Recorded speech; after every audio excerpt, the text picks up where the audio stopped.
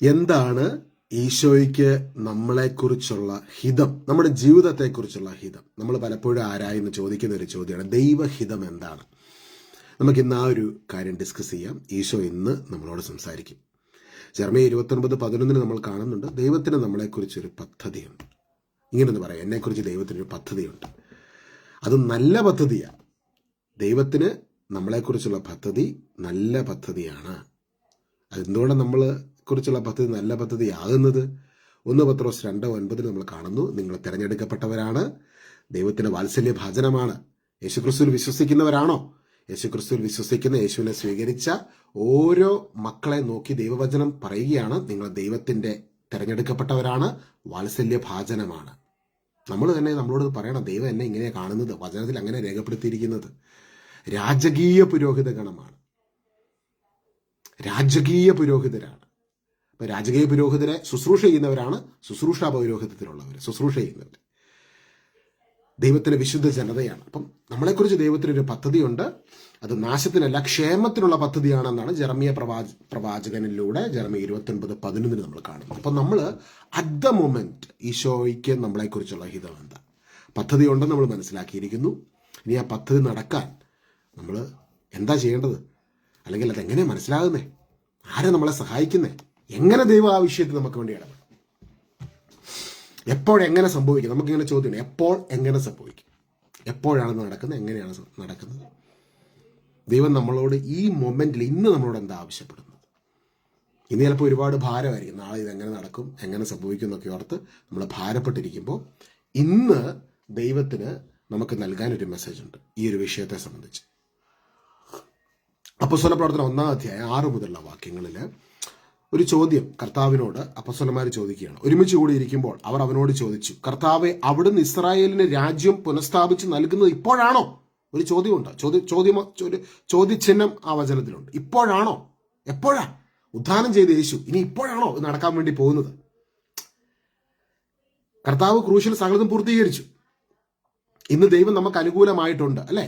ഈശോ ഉയർത്തെഴുന്നേറ്റ് ഇന്നും ജീവിക്കുന്നു. അപ്പം നമുക്ക് പല ചോദ്യങ്ങൾ, കർത്താവ് എന്നാണ് നമ്മുടെ കാര്യം നടക്കാൻ പോകുന്നത്, എന്നാണത് സംഭവിക്കാൻ വേണ്ടി പോകുന്നത്, ഇതെന്ന് നടക്കും? നമ്മുടെയൊക്കെ വ്യക്തിപരമായ പല വിഷയങ്ങളും ഉണ്ടല്ലോ, അല്ലേ? ഈ വിഷയങ്ങളെല്ലാം നമ്മളെ ഇങ്ങനെ ഓരോ ചോദ്യങ്ങൾ നമ്മളിലേക്ക് ഇങ്ങനെ ഓരോ ചോദ്യങ്ങളായിട്ട് നമ്മുടെ മുൻപിലോട്ട് വരുമ്പോൾ ഈശോ നൽകുന്ന ഒരു വലിയ ഉത്തരവുണ്ട്. 7-ാം വാക്യം, അവൻ പറഞ്ഞു, പിതാവ് സ്വന്തം അധികാരത്താൽ നിശ്ചയിച്ചുറപ്പിച്ചിട്ടുള്ള സമയമോ കാലമോ നിങ്ങൾ അറിയേണ്ട കാര്യമില്ല. നിങ്ങൾ അറിയേണ്ട കാര്യമില്ല, അത് നിങ്ങൾ മനസ്സിലാക്കേണ്ട കാര്യമില്ല. അതെന്നുകൊണ്ടാണ് നമുക്ക് അറിയാനുള്ള ക്യൂരിയോസിറ്റി ഉണ്ട്. നമുക്ക് എങ്ങനെയാ കാര്യം നടക്കുന്നത് നമുക്കറിയാൻ ക്യൂരിയോസിറ്റി ഇല്ലേ? പക്ഷെ ഈശോ പറയുകയാണ് ശിഷ്യന്മാരോട്, നിങ്ങളത് അറിയേണ്ട കാര്യമില്ല, അത് നിങ്ങൾ അറിയേണ്ട കാര്യമല്ല. അപ്പം നമ്മൾ ഉറങ്ങുന്ന സമയത്തും നമ്മുടെ ബോഡിയിലെ ഫങ്ഷൻസ് ഒക്കെ ഓട്ടോമാറ്റിക്കലി നടക്കുന്നുണ്ടല്ലേ. നമ്മൾ അറിയേണ്ട കാര്യമുണ്ട്, അറിയേണ്ടാത്ത കാര്യങ്ങളുണ്ട്. നമുക്ക് പലപ്പോഴും അറിയേണ്ടാത്ത കാര്യങ്ങളാണ്. ഇപ്പോൾ ഏതെങ്കിലും ഒരു മനുഷ്യൻ കിടന്ന് ഉറങ്ങുമ്പോൾ എങ്ങനെ എൻ്റെ ഹാർട്ടും ലിവറും കിഡ്നിയും വർക്ക് ചെയ്യുന്നതെന്ന് ഓർത്ത് വറിയാറുണ്ടല്ലേ. ഉറങ്ങുമ്പോൾ ഉറങ്ങുക. ഇതുപോലെ തന്നെ നമ്മൾ അറിയേണ്ടാത്ത കാര്യങ്ങൾ യേശു പറയുകയാണ്, നിങ്ങൾ പിതാവ് സ്വന്തം അധികാരത്തിൽ നിശ്ചയിച്ചുറപ്പിച്ചിട്ടുള്ള സമയമോ കാര്യമോ നിങ്ങൾ അറിയേണ്ട കാര്യമല്ല. എന്നാൽ പരിശുദ്ധാത്മാവ് നിങ്ങളുടെ മേൽ വന്നു കഴിയുമ്പോൾ നിങ്ങൾ ശക്തി പ്രാപിക്കും. പരിശുദ്ധാത്മാവ് നിങ്ങളുടെ മേൽ വന്നു കഴിയുമ്പോൾ നിങ്ങൾ ശക്തി പ്രാപിക്കും. So at the moment focus on that one thing. Isho മാർത്താടെ മറിയത്തിന്റെ വീട്ടിൽ വന്നപ്പോൾ മറിയം യേശുവിന്റെ വചനം കേട്ട് യേശുവിൽ നിന്ന് ശക്തി സ്വീകരിക്കുക, വചനത്തിന്റെ അഭിഷേകം സ്വീകരിക്കുക. മാർത്ത വിഗ്രഹത്തെ ഓടി നടക്കുക. യേശു പറഞ്ഞു, മറിയം ശ്രേഷ്ഠമായത് തെരഞ്ഞെടുത്തു, അത് അവിടുന്ന് എടുക്കപ്പെടുകയില്ല. She is receiving my word. ഇന്ന് ഈശോയ്ക്ക് എന്നാ നമ്മളോട് പറയാനുള്ള? നമ്മളെക്കുറിച്ചുള്ള ഈശോയുടെ ഹിതം അത് നടപ്പിലാക്കുവാൻ ഈശോ ഒരു സഹായകനെ നമുക്ക് തന്നിട്ടുണ്ട്. ആ സഹായകനാണ് പരിശുദ്ധാത്മാവ്. അന്ന് ശിഷ്യന്മാർ ബേജാറടിക്കും, എന്ന് രാജ്യം സ്ഥാപിക്കുന്നോർത്ത് ബേജാറടിച്ചിരുന്നെങ്കിൽ അവർക്കത് വേറെ ഡയറക്ഷനിലോട്ട് പോകും. 1947 പിന്നീട് ഇസ്രായേലിന് രാജ്യമൊക്കെ, അത് നമുക്കറിയാമല്ലോ കഥകളൊക്കെ. അപ്പം കർത്താവ് പറയുവാണ്, നിങ്ങളെക്കുറിച്ചൊരു പദ്ധതിയുണ്ട്, നിങ്ങൾ അറിയേണ്ടാത്ത കാര്യത്തിന് പുറകെ പോകരുത്. നിങ്ങളെക്കുറിച്ച് ഇപ്പോൾ നിങ്ങൾ ദൈവത്തിന്റെ പദ്ധതി, wait and receive the Holy Spirit. പരിശുദ്ധാത്മാവ് നിങ്ങളുടെ മേൽ വന്നു കഴിയുമ്പോൾ നിങ്ങൾ ശക്തി പ്രാപിക്കും. നമുക്കൊക്കെ ഈ ഭൂമിയിൽ കർത്താവ് ആണ് ഒരു ടൈമിൽ ജനിക്കാൻ, ഈ ഭൂമിയിൽ ഈ ഒരു കാലഘട്ടത്തിൽ ജനിക്കാനുള്ള അവസരം തന്നത്. അപ്പം നമ്മൾ ഭൂമിയിൽ ജീവിക്കുമ്പോൾ, പരിശുദ്ധാത്മാവ് ഇല്ലാതെ ജീവിക്കുമ്പോൾ നമ്മൾ ഭൂമിയിലോട്ട് ഇഴുകിച്ചേർന്ന് ഈ റലമാണ്, ഇതാണ് പെർമനന്റ്, അതിനകത്തോട്ടൊക്കെ നമ്മൾ ഇഴുകിച്ചേർന്നിരിക്കുകയാണ്. പക്ഷേ ഇതിൽ നിന്ന് നമ്മളെ ദൈവരാജ്യത്തിലേക്ക്, ദൈവത്തിൻ്റെ വചനം യേശു ക്രൂശിൽ ചെയ്തു കഴിഞ്ഞ പ്രവൃത്തിയിലൂടെ നമ്മളെ കൊണ്ടുവരുവാണ്. അപ്പോൾ ആ ദൈവരാജ്യത്തിൽ നമ്മൾ ജീവിക്കുമ്പോൾ അവിടെ പരിശുദ്ധാത്മാവിൻ്റെ ശക്തിയിലുള്ള ജീവിതമാണ്. ഈ ശക്തി, പരിശുദ്ധാത്മാവ് പകരുന്ന ശക്തിയില്ലാതെ ദൈവരാജ്യത്തിൽ നമുക്ക് ജീവിക്കാൻ പറ്റത്തില്ല. ആ ദൈവരാജ്യമുണ്ടെന്നും കാണപ്പെടാത്ത ലോകമുണ്ടെന്നും അദൃശ്യ ലോകത്തിന്റെ ശക്തിയെ, മഹത്വത്തെ നമുക്കെല്ലാം മനസ്സിലാക്കി തരുന്ന ആരാ? പരിശുദ്ധാത്മാവാൻ ദൈവമാണ്. അപ്പൊ ദൈവത്തിന് നമ്മളെക്കുറിച്ചുള്ള ഹിതം എന്താ? 1 തെസ്സലോനിക്കർ 5 അധ്യായം 17 വാക്യം. ഇന്നത്തെ മെയിൻ മെസ്സേജ് ഇതാണ്. 1 തെസ്സലോനിക്കർ 5 അധ്യായം 17 വാക്യം, 16 മുതലുള്ള വാക്യം. എപ്പോഴും സന്തോഷത്തോടു കൂടിയായിരിക്കും, ഇടവിടാതെ പ്രാർത്ഥിക്കുവിൻ, എല്ലാ കാര്യങ്ങളിലും നന്ദി പ്രകാശിപ്പിക്കുവിൻ. ഇതാണ് യേശുക്രിസ്തുവിൽ നിങ്ങളെ സംബന്ധിച്ചുള്ള ദൈവഹിതം. ആത്മാവിനെ നിങ്ങൾ നിർവീര്യമാക്കരുത്. അപ്പൊ പരിശുദ്ധാത്മാവിനെ സ്വീകരിക്കുക. യേശു ക്രൂശിൽ നമുക്ക് വേണ്ടി സകലതും പൂർത്തീകരിച്ചിരിക്കുന്നു എന്ന് വിശ്വസിക്കുന്ന ഒരു വ്യക്തിക്ക് പരിശുദ്ധാത്മാവിനെ ലഭിക്കുകയാണ്. ആ പരിശുദ്ധാത്മാവിൽ നിറഞ്ഞ് എപ്പോഴും സന്തോഷത്തോടു കൂടെ ആയിരിക്കും. ഇതാണ് ദൈവത്തിന്റെ ഹിതം. ഇടവിടാതെ പ്രാർത്ഥിക്കണം. പ്രാർത്ഥിക്കുക എന്ന് പറഞ്ഞാൽ ദൈവവുമായിട്ട് കമ്മ്യൂണിക്കേറ്റ് ചെയ്തുകൊണ്ടിരിക്കുക ആത്മാവിൽ. എല്ലാ കാര്യങ്ങളിലും നന്ദി പ്രകാശിപ്പിക്കുകയും, ഭക്ഷണം ഉണ്ടാക്കുമ്പോഴും ജോലി ചെയ്യുമ്പോഴും എന്ത് കാര്യം ചെയ്യുമ്പോഴും ദൈവമായിട്ടുള്ള ആ ഒരു ഫെലോഷിപ്പ്, ദൈവം നമ്മുടെ ഉള്ളിലുണ്ടെന്നുള്ള ബോധ്യത്തിൽ ആത്മാവിനെ നിർവീര്യമാക്കാതെ നന്ദി നിറഞ്ഞ ഹൃദയത്തോടെ പ്രാർത്ഥിക്കുക. അപ്പം നമ്മളെല്ലാം ജീവിക്കുന്ന ദൈവത്തെ ക്യാരി ചെയ്യുന്ന മന്ദിരമാണെന്നാണ് പുതിയ നിയമം പഠിപ്പിക്കുന്നത്. നമ്മുടെ ഉള്ളിലായിരിക്കുന്ന ഈശ്വരൻ, ദൈവം, മഹത്വത്തെക്കുറിച്ചുള്ള പ്രത്യാശ ക്രിസ്തു നിങ്ങളുടെ ഉള്ളിലുണ്ട്. അപ്പം നമ്മൾ ആത്മാവിനെ നിർവീര്യമാക്കരുത്. അതുകൊണ്ടാണ് ഈ ഭാഷാവരത്തിൽ സ്തുതിക്കണം. അത് നമ്മൾ പലപ്പോഴും ഭാഷാവരത്തിൽ സ്തുതിക്കുമ്പോൾ ഇങ്ങനെ ഈ പെന്തക്കോസ്ത് പള്ളികളിൽ അല്ലെങ്കിൽ കരിസ്മാറ്റിക് കൺവെൻഷനുകളിൽ എല്ലാവരും ബഹളം വെച്ച് സ്തുതിക്കുന്നു. ആ ഒരു തലത്തിനപ്പുറമായിട്ട് ബൈബിള് പഠിപ്പിക്കുന്നത് അത് മനുഷ്യന്റെ ആത്മാവ് ദൈവത്തിന്റെ ആത്മാവിനോട് സംസാരിക്കുന്ന പേഴ്സണൽ മൊമെന്റിലാണ്. പേഴ്സണൽ പ്രയറിൽ ഏറ്റവും വലിയ പവർഫുൾ പ്രയർ ആയിട്ടാണ് പൗലോസ്ലീഹ അതിനെ പഠിപ്പിക്കുന്നത്. നമ്മുടെ ആത്മാവ് ദൈവത്തിന്റെ ആത്മാവിനോട് സംസാരിക്കുകയാണ്. മനുഷ്യന്റെ ആത്മാവ്, പരമമായ ആത്മാവ്, പരിശുദ്ധാത്മാവിനോട് സംസാരിക്കുകയാണ്. അത് അൺനോൺ ലാംഗ്വേജിൽ, ഹോളി സ്പിരിറ്റിന്റെ പവറിൽ, അത് ആ പ്രാർത്ഥനയുടെ നടുവിൽ ദൈവത്തിന്റെ ആത്മാവിൽ നമ്മൾ സംഭവിക്കുന്ന ഒരു ട്രാൻസിഷനാണ്. അപ്പോൾ ഇവിടെ വചനം പറയുകയാണ്, എപ്പോഴും സന്തോഷത്തോടു കൂടി ആയിരിക്കുവിൻ, ഇടവിടാതെ പ്രാർത്ഥിക്കുവിൻ, എല്ലാ കാര്യങ്ങളിലും നന്ദി പ്രകാശിപ്പിക്കുവിൻ. അങ്ങനെ എല്ലാ കാര്യങ്ങളും നന്ദി പ്രകാശിപ്പിക്കണമെങ്കിൽ നമുക്കൊരു വലിയ ഉത്ബോധ്യം ഉണ്ടായിരിക്കണം.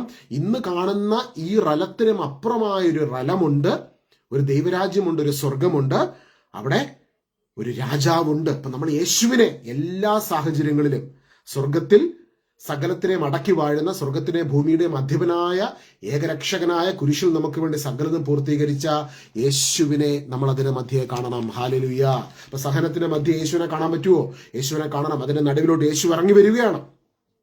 കഴിഞ്ഞ മാർച്ച് മാസത്തില് ഒരു ഞാൻ ഇന്ന് വരെ ഡീൽ ചെയ്യാത്തൊരു ഇഷ്യൂ എൻ്റെ ജീവിതത്തിൽ കടന്നു വന്നു. ഇതൊരു 18-ാം തീയതി ഞാൻ അവിചാരിതമായിട്ട് ഞാനൊരു കാര്യത്തിനകത്തൂടെ കയറിപ്പോകുന്ന ഒരു സീസൺ ഉണ്ടായിരുന്നു. ഞാനത് ഇന്ന് വരെ ഫേസ് ചെയ്യാത്തൊരു സംഭവമാണ്. എൻ്റെ പപ്പയുടെ മരണത്തിൻ്റെ ആ ഒരു ടൈം, അത് വ്യത്യസ്തമായ ഒരു അവസ്ഥയിലൂടെ ഞാൻ കടന്നു പോയിട്ടുണ്ട്. എൻ്റെ പപ്പ മരിച്ചു കഴിഞ്ഞപ്പോൾ കടഭാരം, അത് വലിയൊരു കടമുണ്ടായിരുന്നു. ആ കടത്തിൻ്റെ ആ ഭാരം, അപ്പോൾ നമുക്കറിയാം കോടിക്കണക്കിന് രൂപയുടെ കടത്തിലൂടെ കടന്നു പോകുന്ന ഒരു വ്യക്തിയുടെ അവസ്ഥ, സ്ഥലം വിൽക്കാൻ വയ്യാത്ത ബുദ്ധിമുട്ടുന്ന വ്യക്തിയുടെ അവസ്ഥ, വീട്ടിലെ പ്രാരാബ്ധങ്ങളുടെ ആ ഒരു ഭാരം, ഇതെല്ലാം ഞാൻ കടന്നു പോയിട്ടുണ്ട്. നമുക്കതിനറിയാം, നമുക്ക് ഇതാണ് സംഭവം എന്നറിയാം. ആ പപ്പയുടെ ഫ്യൂണറൽ കഴിയുമ്പം തന്നെ കുറേ ആൾക്കാർ പൈസ ചോദിച്ചു വിളിക്കുന്നു. അവിടെ കരുണയേക്കാൾ ഉപരി മനുഷ്യൻ അവരുടെ കാര്യം, ഇപ്പം നമുക്ക് പൈസ തരാനുള്ളവരുണ്ട്, അവരൊക്കെ കൈ മലർത്തി, എന്നാൽ അങ്ങോട്ട് കൊടുക്കാനുള്ളവരെല്ലാം വിളിക്കുന്നു. ബാങ്കിലെ കടം, ജപ്തി ഭീഷണി, ഇതിലൂടെ എല്ലാം നമ്മൾ കടന്നു പോയിട്ടുണ്ട്. പിന്നെ ജോലി സ്ഥലത്തെ നിരവധിയായിട്ടുള്ള പ്രശ്നങ്ങൾ, ഒറ്റപ്പെടലുകൾ, ആ സംഭവത്തിലൂടെ ഒക്കെ നമ്മൾ കടന്നു പോയിട്ടുണ്ട്. മാത്രമല്ല, ഈ ഒരു വീട് വെച്ച് കഴിഞ്ഞിട്ട് അവിടെ വരുന്ന കുറേ പ്രശ്നങ്ങൾ, പ്രയാസങ്ങൾ, അതിനുശേഷം കുറേ അസ്വസ്ഥതകൾ, കുടുംബത്തിലുള്ളവർ ആശുപത്രി കയറുന്നതിൻ്റെ ഒരു വലിയ സീസൺ, അതിലൂടെ എല്ലാം നമ്മൾ കടന്നു പോയിട്ടുണ്ട്. ഞാൻ പറഞ്ഞില്ല, എൻ്റെ ഫാദർ മരിച്ചുപോയ ആ ടൈം ഞാനൊരു ചെറിയ പ്രായത്തിലാണ്. അപ്പം നമ്മൾ പല സംഭവത്തിലൂടെ കയറി ഇറങ്ങിപ്പോയപ്പോൾ യേശു നമ്മളെ സഹായിച്ചിട്ടുണ്ട്. പക്ഷെ ഇതൊന്നും അല്ലാതെ വ്യത്യസ്തമായ ഒരു പാർട്ടിക്കുലർ സംഭവത്തിലൂടെ ഈ മാർച്ച് മാസത്തിൽ കയറുക. അപ്പം ആ സമയത്ത് ഞാൻ കർത്താവിനോട് ചോദിച്ചു, കർത്താവേ, ഇതെങ്ങനെ നമ്മൾ ഫേസ് ചെയ്യും? ഭയങ്കര നമ്മളെ തകർത്ത് കളയുന്ന ഒരു സാധനമാണ് വന്നേക്കുന്നത്. പക്ഷേ ഇങ്ങനൊരു സംഭവം വരുമെന്ന് 2 വർഷം മുമ്പ് ഒരു കർത്താവിൻ്റെ അഭിഷേകം അതിശക്തമായി നിറഞ്ഞു നിന്ന് ഫ്യൂച്ചർ കാണാൻ കഴിയുന്ന ഒരു അഭിഷിക്ത ഇത് ആത്മാവിൽ കണ്ടായിരുന്നു. അപ്പം ഞാൻ ഒരു രാത്രി ഞാൻ നിങ്ങളോട് പങ്കുവെച്ച പല പ്രശ്നങ്ങളും ഉണ്ടല്ലോ, അപ്പോൾ ആ പ്രശ്നങ്ങളൊക്കെ കടന്നു പോയപ്പോഴും ഞാൻ രാത്രി ഉറങ്ങാതിരുന്നിട്ടില്ല. ഒരു ഫുൾ നൈറ്റ് എനിക്ക് പ്രാർത്ഥിക്കാൻ പോലും പറ്റാതെ ഉറങ്ങാതിരിക്കുന്ന ഒരു അവസ്ഥയുണ്ടായി. അപ്പം അന്ന് പുറത്തൊരാളോട്, എൻ്റെ വീട്ടിലുള്ളവരോട് പോലും പറയാൻ പറ്റുന്നത് അതുപോലെ ഒരു വലിയ ഭാരം ഉള്ളിലോട്ട് വരുവാണ്. ആ ഭാരം വരുന്ന സമയത്ത് ഈശോ എന്നോട് വെളിപാട് പുസ്തകം 1-ാം അധ്യായം 12 മുതലുള്ള വാക്യങ്ങൾ വായിക്കാൻ പറയുകയാണ്. എന്നോട് സംസാരിച്ച സ്വരം ശ്രദ്ധിക്കാൻ തിരിഞ്ഞു നോക്കിയപ്പോൾ സ്വർണ്ണ നിർമ്മിതമായ 7 ദീപപീഠങ്ങൾ ഞാൻ കണ്ടു. ദീപപീഠങ്ങളുടെ മധ്യേ മനുഷ്യപുത്രനെ പോലുള്ള ഒരുവൻ, അവന് പാദം വരെ നീണ്ടുകിടക്കുന്ന മേലങ്കി, മാറോടെടുത്ത് സ്വർണം കൊണ്ടുള്ള എടക്കച്ച, അവന്റെ ശിരസ് മുടിയുമാകട്ടെ വെൺമഞ്ഞു പോലെയും വെൺകമ്പിളി പോലെയും ധവളം, നയനങ്ങൾ തീജ്വാല പോലെ, പാദങ്ങൾ ചുളയിൽ ഉരുക്കിയ പിച്ചള പോലെ, സ്വരം പെരുവെള്ളത്തിൻ്റെതുപോലെയും, അവന്റെ വലതു കൈയിൽ 7 നക്ഷത്രങ്ങൾ, വായിൽ നിന്ന് പുറത്തേക്ക് വരുന്ന മൂർച്ചയുള്ള 20 തലവാൾ, വധനം പൂർണ്ണ ശക്തിയോടെ പ്രകാശിക്കുന്ന സൂര്യനെ പോലെ. അവനെ കണ്ടപ്പോൾ ഞാൻ മരിച്ചവനെ പോലെ അവന്റെ കാൽക്കൽ വീണു. അന്ന് എന്നോട് യേശു പിന്നീട് തുടർമാനമായിട്ട് ആ ദിവസങ്ങൾ സംസാരിച്ച ഒരു സത്യം ഇതാണ്: മോനെ, ഈ ഭൂമി കാണുന്ന എല്ലാം മായയാണ്. This is the eternal reality. ഈ റിയാലിറ്റിയാണ് റിയാലിറ്റി എന്ന് കണ്ടുകൊണ്ട് ദൈവത്തെ ആരാധിക്കാൻ പറയുകയാണ്. ഭൂമിയിലുള്ള അവസ്ഥകളൊന്നും മാറിയിട്ടില്ല, ഭയങ്കര പ്രശ്നങ്ങൾ നിൽക്കുക. ഇതിന്റെ നടുവിൽ യേശുവിന്റെ ഈ റിയാലിറ്റി കണ്ടുകൊണ്ട് യേശുവിനെ ആരാധിക്കും. ഹല്ലേലൂയ. 2 ആഴ്ച കഴിഞ്ഞപ്പോൾ എൻ്റെ ഫാദറിലോ, 3 ആഴ്ച കഴിഞ്ഞ ഫാദറിലോ മരിക്കുന്നു. ഇവിടെ ഞങ്ങളൊരു പ്രോഗ്രാം, ഒരു പ്രോപ്പർട്ടിയുടെ കാര്യത്തിനകത്ത് അതിനകത്ത് ഭയങ്കര ഡിലേ വന്ന് അതിങ്ങൾ ഡ്രോപ്പ് ചെയ്ത് അവസാനം അതിൻ്റെ ഒരു കുറേ ക്ലിയറൻസ് പ്രശ്നങ്ങളൊക്കെ വന്നു. ഇതെല്ലാം ഇങ്ങനെ ഒരു ചെയിൻ പോലെ മാർച്ച് ഏപ്രിലും മെയിൽ ഇങ്ങനെ കയറിക്കൊണ്ടിരിക്കുക. പക്ഷെ ഇതിൻ്റെ നടുവിൽ അസാധാരണമായ ദൈവപ്രവർത്തികൾ നടക്കാൻ തുടങ്ങി. കുറേ ശുശ്രൂഷകൾ നാട്ടിൽ ഞാൻ വന്ന സമയത്തൊക്കെ കുറേ കൺവെൻഷനുകൾ, ശുശ്രൂഷകൾ, ധ്യാന കേന്ദ്രങ്ങൾ, ശുശ്രൂഷകൾ, അതിനിടയ്ക്ക് കുറേ ദൈവപ്രവർത്തികൾ ഇതിനിടയ്ക്ക് നടക്കുക.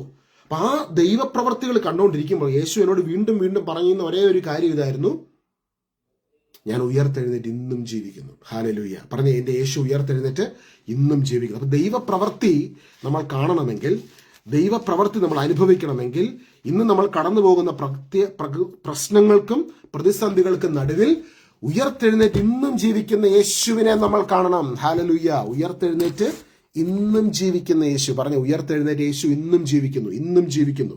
ഉയർത്തെഴുന്നേറ്റ് ഇന്നും ജീവിക്കുന്ന യേശുവിനെ എന്നോട് പലപ്പോഴും നമ്മൾ പറയും, ഈ പ്രതിസന്ധി ഒന്ന് മാറിപ്പോയിരുന്നെങ്കിൽ, ആ വ്യക്തികളെ ദൈവം എന്തിനാണ് ഞങ്ങളുടെ ജീവിതത്തിൽ ഇങ്ങനെ പ്രതിസന്ധിയായിട്ട് കൊണ്ടുവന്നത്, ഇത് ഒഴിവാക്കാമായിരുന്നില്ലേ? But always remember, you are becoming stronger and powerful. ഇത്തരത്തിലുള്ള ചില കാര്യങ്ങൾ കടന്നു വരുമ്പോൾ യേശുവിനെ കുറിച്ചുള്ള കൂടുതൽ റെവലേഷൻസ് പരിശുദ്ധാത്മാവ് നമുക്ക് നൽകുകയാണ്. കർത്താവ് പറഞ്ഞു, പരിശുദ്ധാത്മാവ് നിങ്ങളുടെ മേൽ വന്നു കഴിയുമ്പോൾ നിങ്ങൾക്ക് ശക്തി ലഭിക്കും. നിങ്ങൾ ജെറുസലേമിലും സമരിയായാലും ജൂദയായാലും ലോകത്തിന്റെ അതിർത്തികൾ വരെ നിങ്ങൾ എനിക്ക് സാക്ഷികൾ. അപ്പം ഇന്ന് രാത്രി നമ്മൾ കൂടുതൽ ഇനി ടോക്കൊന്നുമല്ല, നമ്മൾ ഇന്ന് പ്രാർത്ഥിക്കാൻ വേണ്ടി പോവുകയാണ്. കർത്താവ് പറഞ്ഞു, എപ്പോഴും സന്തോഷത്തോടു കൂടി ആയിരിക്കണം, ഇടപെടാതെ പ്രാർത്ഥിക്കണം. ഇതാണ് നിങ്ങളെക്കുറിച്ചുള്ള എൻ്റെ ഹിതം. 1 തെസ്സലോനി 5, 16, 17, 18 വാക്യങ്ങൾ. എപ്പോഴും സന്തോഷത്തോടു കൂടി ആയിരിക്കണം, ഇടപെടാതെ പ്രാർത്ഥിക്കുവിൻ, എല്ലാ കാര്യങ്ങളും നന്ദി പ്രകാശിപ്പിക്കുവിൻ. പ്രതിസന്ധിയുടെ മധ്യേ ഉയർത്തെഴുന്നേറ്റ് ഇന്നും ജീവിക്കുന്ന യേശുവിനെ കണ്ടുകൊണ്ട് നമുക്ക് നന്ദി പറയാം. ഇന്നും ജീവിക്കുന്ന യേശുവിനെ കണ്ടുകൊണ്ട് നമുക്ക് അവനെ ആരാധിക്കാം. കുരിശിൽ അവൻ നമുക്ക് വേണ്ടി സകലതും പൂർത്തീകരിച്ചു. ഇപ്പൊ കടന്നു പോകുന്ന ഈ ഒരു സ്റ്റോം, ഒരു മഴയും തോരാതിരിക്കുന്നില്ല. There is an end. അതിന്റെ നടുവിൽ വെൻ യു വർഷിപ്പ് ഹിം, കർത്താവിന്റെ പവർ നമ്മുടെ നടുവിലേക്കാണ്. ഹല്ലേലൂയ. അപ്പൊ ഇന്ന് രാത്രി ദൈവത്തിന്റെ വലിയ പവർ നമ്മുടെ നടുവിലേക്ക് ഇറങ്ങുന്ന ഒരു രാത്രിയാണ്.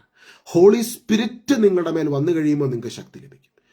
ഇന്ന് ഈ കൂട്ടായ്മ, ഞാൻ ഇന്ന് വൈകുന്നേരം ഒന്ന് നടക്കാൻ പോകുന്ന സമയത്ത് കർത്താവിനോട് പറഞ്ഞു, ഇന്ന് ലൈവിൽ വന്നിട്ട് ഈ 3 സ്ക്രിപ്ചറും കണക്ട് ചെയ്ത് പറയണം. ഇന്ന് ഒരുപാട് പേര് ഗത്യന്തരമില്ലാതെ പല ചോദ്യങ്ങളുമായിട്ട് മനസ്സിൽ ഇങ്ങനെ വിഷമിച്ച് നിൽപ്പുണ്ട്. ആ വിഷമങ്ങളൊക്കെ അവിടെ നിൽക്കുമ്പോൾ തന്നെ ഇന്ന് മറ്റൊരു റിയാലിറ്റിയെ നമ്മൾ കാണണം. കുരിശിൽ നമുക്ക് വേണ്ടി സകലതും പൂർത്തീകരിച്ച യേശു മരണത്തെ തോൽപ്പിച്ച് ഉദ്ധാനം ചെയ്ത് ഇന്നും ജീവിക്കുന്നു. മരണത്തെ തോൽപ്പിച്ച് ഉദ്ധാനം ചെയ്ത് അവിടുന്ന് ഇന്നും ജീവിക്കുന്നു. ആ ഉദ്ധാനം ചെയ്ത യേശുവിൻ്റെ റിയാലിറ്റിയാണ് പത്മോസ് ദ്വീപിൽ ഏകനായി കിടന്ന യോഹന്നാൻ സ്ലീഹയ്ക്ക് ധൈര്യം പകർന്നു നൽകിയത്. യോഹന്നാൻ സ്ലീഹയ്ക്ക് കാര്യം മനസ്സിലായി, ഇതിനപ്പുറമായിട്ടൊരു റിയാലിറ്റി ഉണ്ട്. ഞാൻ 3.5 വർഷം കർത്താവിൻ്റെ കൂടെ യോഹന്നാൻ കൂടെ നടന്ന ആളാണ്. പക്ഷെ അന്നൊന്നും കണ്ടിട്ടില്ലാത്തൊരു ഒരു ഒരു റിയാലിറ്റിയാണ് പത്മോസ് ദ്വീപിൽ വെച്ച് യോഹന്നാൻ യേശുവിനെ കുറിച്ച് കിട്ടുന്നത്. ഞാൻ ആൽഫയും ഒമേഗയുമാണ്, എന്ന് വെച്ചാൽ ഞാൻ ആദ്യനും അന്ത്യനുമാണ്. ആദ്യനാണ്, അന്ത്യനാണ്. I am the beginning and I am the end. ഞാൻ ആൽഫയാണ്, ഞാൻ ഒമേഗയാണ്. അപ്പം യേശുവിനെ കുറിച്ചുള്ള ഈ റെവലേഷൻ ഒന്നും കൂടെ 3.5 വർഷക്കാലം നടന്നപ്പം കിട്ടിയിട്ടില്ല. പത്മോസിൽ കിടക്കുന്ന സമയത്ത് ഈ റിയാലിറ്റിയെ കർത്താവ് വെളിപ്പെടുത്തി കൊടുത്തിട്ട് ആളെ ടൈം ട്രാവൽ ചെയ്യിപ്പിക്കുക. ടൈം ട്രാവൽ ചെയ്യിക്കുക എന്ന് വെച്ചാൽ ഇനി അടുത്ത 100 വർഷം 200 വർഷം 1000കണക്കിന് വർഷങ്ങൾ കഴിഞ്ഞ് നടക്കാനിരിക്കുന്ന കാര്യങ്ങളെ മുഴുവനും കാണിച്ചു കൊടുത്തു. അതാണ് വെളിപാട് പുസ്തകം. ഈ ഭൂമിയിൽ നടക്കുന്ന സംഭവങ്ങൾ മുഴുവൻ ആൾക്ക് പറഞ്ഞു കൊടുക്കുകയാണ്. അത് 3.5 വർഷം കൂടെ നടന്നപ്പോഴല്ല, പത്മോസിൽ ഈ ഒരു ഏകനായി കിടക്കുന്ന സമയത്ത് ഏറ്റവും വലിയ റിയാലിറ്റിയെ മനസ്സിലാക്കി കൊടുത്തിട്ട് യേശു പറയുകയാണ്, മോനെ നീ ഇപ്പം കാണുന്ന റിയാലിറ്റിയെക്കാളും വലിയ reality, I see the beginning from the end, I see the end from the beginning. അവസാനം ഞാൻ ആദ്യമേ കണ്ടതാണ്. കുരിശിൽ ഇതാ ഞാൻ സകലതും പൂർത്തിയാക്കിയിരിക്കുന്നു, ടെറ്റലസ്റ്റായി എന്ന് യേശു പ്രഖ്യാപിച്ച നിമിഷം, he so the end, he finished everything. അതാണ് ഏറ്റവും വലിയ റിയാലിറ്റി. അതുകൊണ്ടാണ് പൗലോസിനെ പഠിപ്പിക്കുന്നത്. നമ്മുടെ ബുദ്ധിക്ക് അത് പിടികിട്ടത്തില്ല. സ്വർഗത്തിലും ഭൂമിയിലും നമ്മളെ എല്ലാത്തിനെയും അവിടുന്ന് ക്രിസ്തുവിനോട് ഒരുമിപ്പിച്ചു.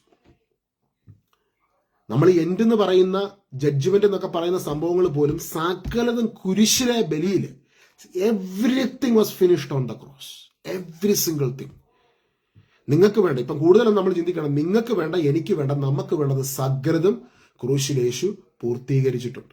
നമ്മുടെ വിടുതലിനായിട്ട്, ഡെലിവറൻസിനായിട്ട്. ഇനി ആ ഒരു സത്യത്തെ ആഴത്തിൽ തിരിച്ചറിഞ്ഞ് live a spirit led life. അതാണ് ദൈവത്തിന് നമ്മളെക്കുറിച്ചുള്ള ഹിതം. ഇന്ന് രാത്രി ഞങ്ങൾ ഒരുമിച്ച് യേശുവെ ഞങ്ങൾ പ്രാർത്ഥിക്കുമ്പോൾ ഇന്ന് പരിശുദ്ധാത്മാവ് ഞങ്ങളെ ടേക്ക് ഓവർ ചെയ്യട്ടെ.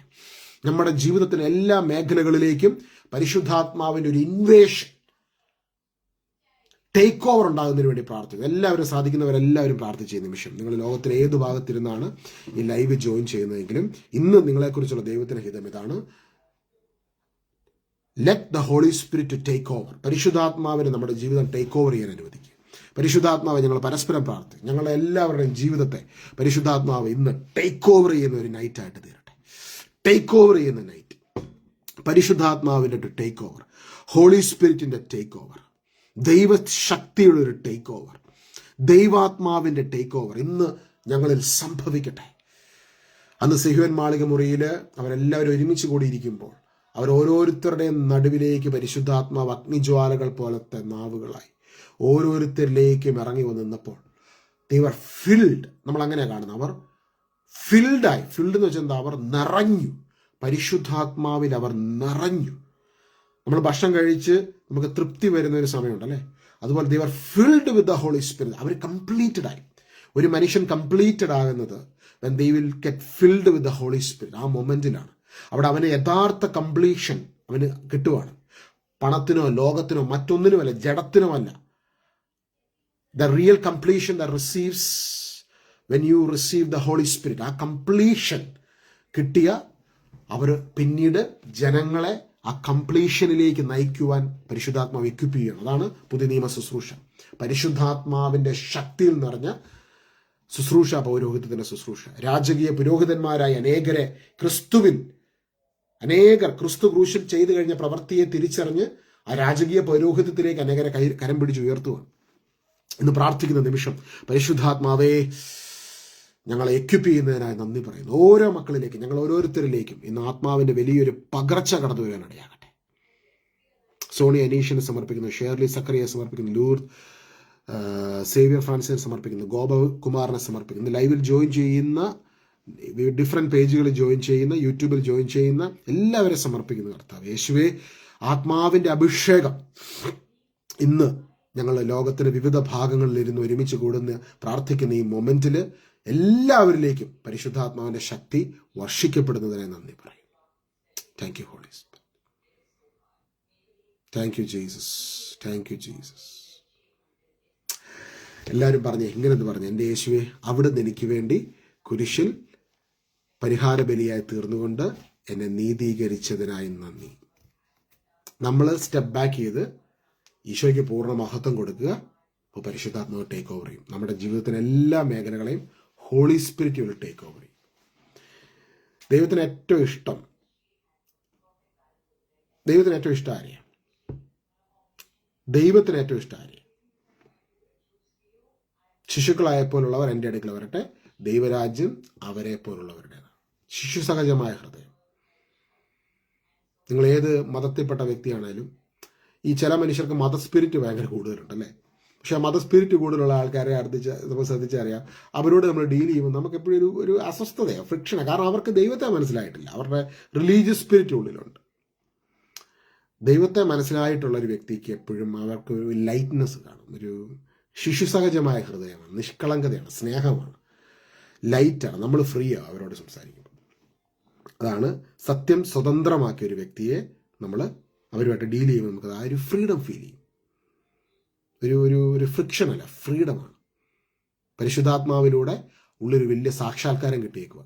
അപ്പം ആ ഒരു ഫ്രീഡത്തിലേക്ക് ഇത് നമുക്ക് കടന്നു വരാം. ആ ഫ്രീഡമാണ് ആദ്യനും അന്തിനുമായ ദൈവത്തെ എല്ലാത്തിൻ്റെ നടുവിൽ നമ്മളെ കാണുവാൻ എക്വിപ്പ് ചെയ്യുന്നത്. എന്നിട്ട് നമ്മളോട് വചനം പറയുകയാണ്, എപ്പോഴും സന്തോഷത്തോടു കൂടിയായിരിക്കുന്നു, ഇടപെടാതെ പ്രാർത്ഥിക്കുവിൻ, എല്ലാ കാര്യങ്ങളും നന്ദി പ്രകാശിപ്പിക്കുവിൻ. ഇതാണ് യേശു ക്രിസ്തുവിൽ നിങ്ങളെ സംബന്ധിച്ചുള്ള ദൈവഹിതം. ഇതാണ് യേശു ക്രിസ്തുവിൽ നമ്മളെ സംബന്ധിച്ചുള്ള ദൈവഹിതം. അപ്പം ഇന്ന് ഈ സന്ദേശം കേൾക്കുവാൻ ഇടയാക്കിയ ഓരോ മക്കൾക്കായി നന്ദി പറയുന്നു. അവരെക്കുറിച്ചുള്ള ദൈവഹിതം എക്സ്പ്ലോർ ചെയ്യുമ്പോൾ തന്നെ, ആ ദൈവഹിതത്തിൽ ജീവിക്കുമ്പോൾ ദൈവിക പദ്ധതികൾ, ഞങ്ങളെക്കുറിച്ചുള്ള പദ്ധതികൾ, ദൈവത്തിനുള്ള മനോഹരമായ പദ്ധതികൾ, അത് ഓരോന്നും ഈ ഭൂമിയിൽ ഞങ്ങളൊരു മിഷനിലായിരിക്കുമ്പോൾ അവിടുന്ന് നടപ്പിലാക്കാൻ പോകുന്നതിനെ നന്ദി പറയുന്നു. ഞങ്ങൾ പരസ്പരം പ്രാർത്ഥിക്കുന്നു കർത്താവേ. പരസ്പരം നമുക്ക് പ്രാർത്ഥിക്കാം. യേശുവിൻ്റെ നാമത്തിൽ ഞങ്ങൾ പരസ്പരം ഈ നിമിഷം അനുഗ്രഹിച്ച് പ്രാർത്ഥിക്കുന്നു. കർത്താവ് ഇന്ന് രാത്രി കടന്നുറങ്ങുമ്പോൾ സ്വസ്ഥമായി കടന്നുറങ്ങുവാൻ, കർത്താവിൻ്റെ ആ ഒരു പ്രസൻസ് അനുഭവിച്ചുകൊണ്ട് ഈ ദിവസങ്ങൾ മുഴുവനുമായിരിക്കുവാൻ അവിടെ ഞങ്ങളെ സഹായിക്കണം. അനുഗ്രഹിക്കുന്നു യേശുവിൻ നാമത്തിൽ തന്നെ. ആമേൻ. ഞങ്ങളെ ഓർത്ത് പ്രാർത്ഥിക്കണേ. നമുക്ക് പരസ്പരം പ്രാർത്ഥിക്കാം. കർത്താവിന് കൃപയും സമാധാനവും ഇപ്പോഴും എപ്പോഴും എന്നും എന്നേക്കും നമ്മളോടൊപ്പം ഉണ്ടായിരിക്കട്ടെ, ഉണ്ടായിരിക്കുന്നു. ആമേൻ.